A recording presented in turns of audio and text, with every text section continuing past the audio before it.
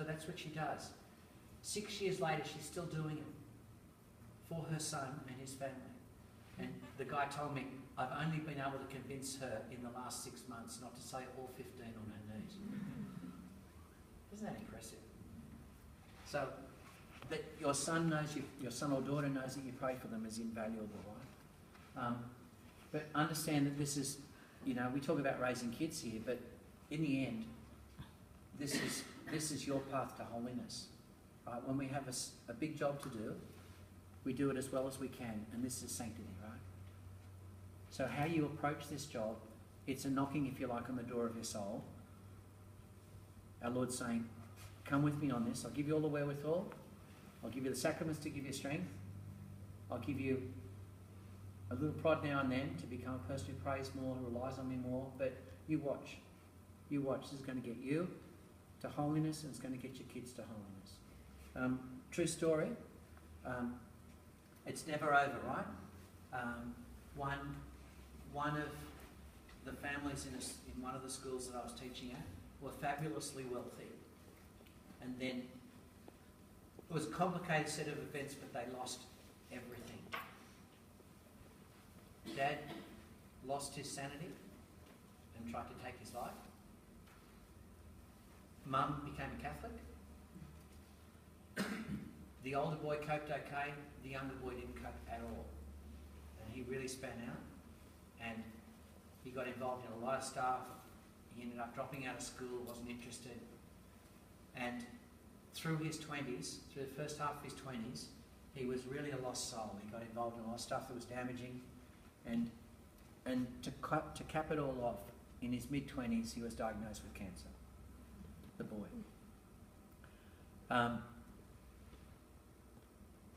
It got worse, and finally he passed away.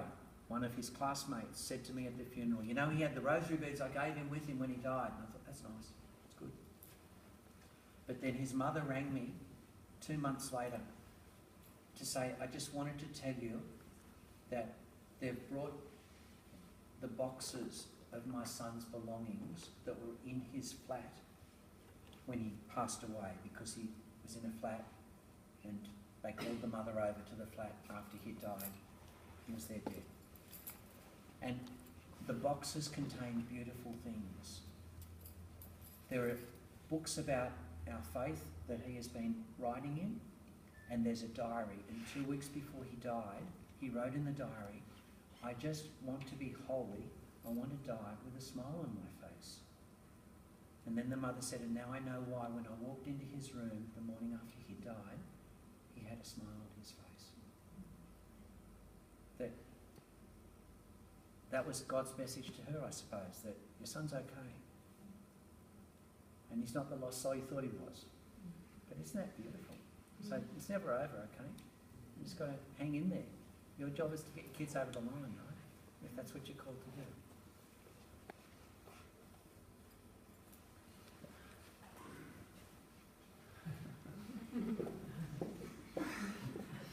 I'm looking for reactions when I put that up.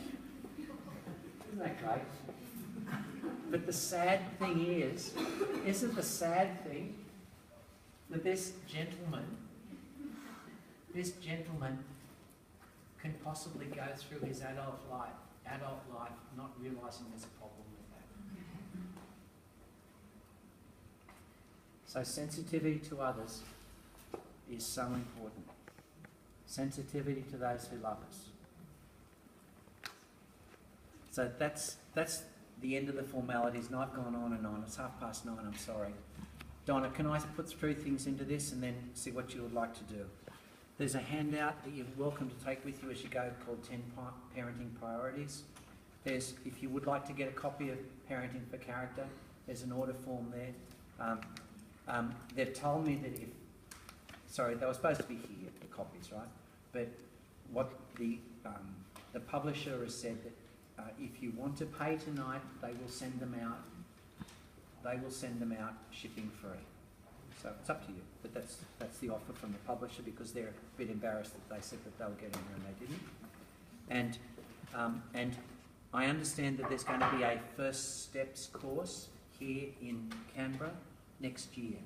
First Steps is an ongoing program of possibly 6 weeks. I'm not sure how many weeks this course will be, but it's based on case studies, and it's probably limited normally to about 20 couples, and typically the case studies help people work through real issues, real life issues, that not only help them work together better as a couple often, but in the process they develop really good friends amongst the other couples who do the course. So it becomes a group that afterwards can give each other encouragement as well. So, Paul, do we have any information on that? No, that can be organised, but if people want to indicate their interest tonight. Okay, so Paul's the man to let you know if you're interested in that. Okay. Don. I'm happy to, but I'm conscious of the time, so up to you totally. Well, Any comments? It doesn't have to be a question. Can we say, hey, I don't agree with that? Or something that hits you that you think, yeah, I would really like to say that I thought that was an important point, or whatever. I think you're one of the very few people who have made faith the essence of character, and we kind of lose that as parents, in our society, and it's just wonderful to hear that enrichment of. They've got to go totally together, don't they? Because if we can't be sincere with other people, how can we be sincere with God? It's the same virtues. Interesting. Yeah. I really like the story about the shoplifting.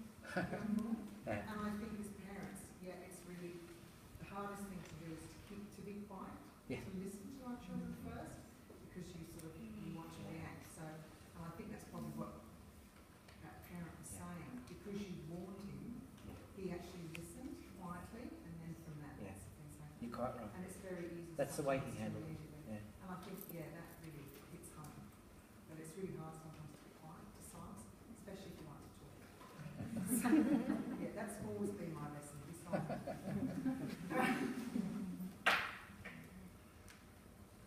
Hey, Donna, thank you very much. Okay, well, obviously we've got a lot to thank Andrew for, and I'm getting to the end of a very long day, so I've just made a few notes, so excuse me for reading them, but thanks a lot, of course, for helping us understand and appreciate the value of virtue, which, we're all working on ourselves, but to see it in our children and see it developing is great. I love that you've shared ancient wisdom and some that's not so ancient, and that's been really, really great to hear. And I think armed with this wisdom, certainly as a parent, I'll go home and make a few resolutions about what I can change. But I'm happy to say that tomorrow, Year 7 PDCV lesson is about gratitude. So it should fit in really nicely. Or as my husband always says,